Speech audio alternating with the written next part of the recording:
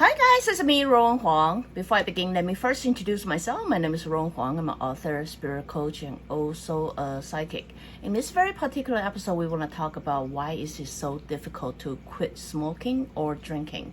But before I get into the topic, let me do one more reminder again. If you have any physical condition or anything, I do personally recommend you to go to the talk to your doctor first and seek for the medical help.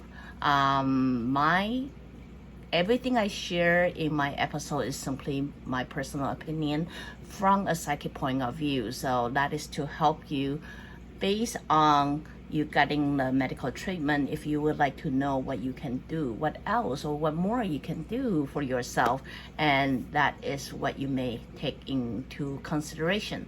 Okay, so let's get into the topic. I mean, quitting is always hard for a lot of people. Quitting smoking, if you're a heavy smoker, you're a heavy drinker, and then a lot of time, the common sentence I heard from people is I simply couldn't quit. I've been drinking for so long. I've been smoking for so long.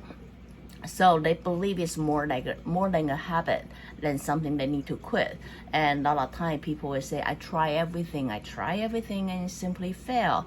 So from a psychic point of view, what you can do to it. In the previous episode, I have shared with many of you that our body is simply a tool for our soul. It will react and respond to how our soul commands. And I also break it down to many different organs for you guys and let you understand why you have certain behavior that you simply cannot deal with.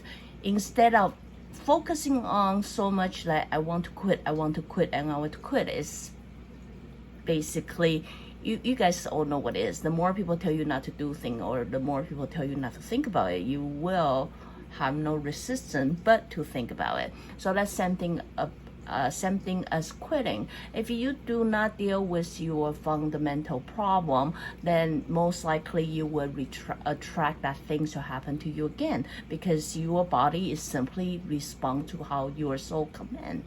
So based on what we shared with you earlier, we all understand your lung have a lot to do with your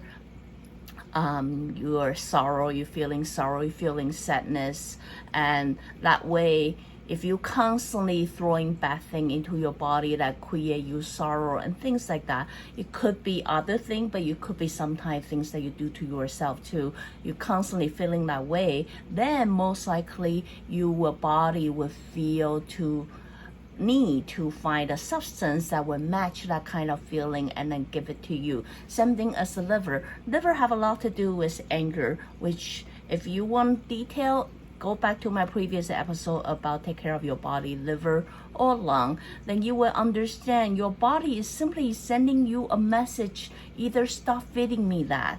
See, if it's someone who's constantly get themselves into this angry mode, they do not know how to deal with their anger. So day in and day out, most likely in the substance wise, they will look for something equivalent or similar that will create the same damage to their physical as well. So disregard like what the illness that you have. If you do find yourself to have certain addiction, like, I just need that smoke. Like, why do you need the smoking? It have a lot to do with your soul, feeling the sorrow, feeling the sadness that you simply do not know how to get rid of or how to prevent it from happening. So instead of focusing so much on quitting smoking, which I do recommend you to do, you try your best to do, I would say to make it more effective is try to think about what it is that you do or what it is in life that you're constantly generating sorrow into your life. It could be you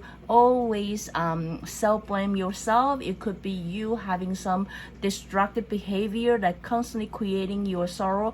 But aside from that, it could be also that you're constantly allowing people to put you down or to attack you, and therefore you have no way to protect yourself. Those are kind of sign that you will have the crave to smoke it out, just, so my lung would feel the equivalent sorrow or sadness or the weight or the burden as I was in a soul form. So understand, if you really understand how your body is simply respond to how your soul command, then you will understand simply focusing on quitting is more effective if you look into your life and look into the area like you constantly feel sorrow, feel sorry for yourself, and then what you can do about it and how you can improve it. And therefore, I believe your quitting would be much easier as well. And same thing as liquor. But alcohol, once a while for fun, is all right. But if you find yourself having a behavior of addiction that is, I'm constantly needed to drink day in, day out, in the morning into the nighttime, that is, you have a lot of anger, a lot of frustration that you have experienced as a soul, that you have no way to vent, no way to express yourself, no way to vent. Therefore, your body have the need to find the equivalent substance to constantly feeding to your body, so it match what your soul is experiencing as well. And sure enough, if you understand which part of your organ is in charge of what, then you will also understand certain behaviors, such as people craving for a sweet, people craving for deep fry, people craving for something is becoming an addiction, and then they are aware of it, and they cannot find a way to quit it. So those are the area that you can really look into. So for many of you, I understand it come to your awareness that you really want to do something about it. So, do whatever effort that you think the best, or what doctors suggest the best for you. But if you really want to look into look into other areas as what else I can do to help me become successful in quitting either smoking or drinking, I would say look into the fundamental problem that you have that causing you sorrow for lung, or causing you anger for your liver. So I wish you all have a successful quitting section. I know it's hard. I myself tried to quit a lot of things. So, I wish all the success for you all. And again, if you like what I'm doing, you can continue to subscribe my channel. Until then, I talk to you next time. Bye now.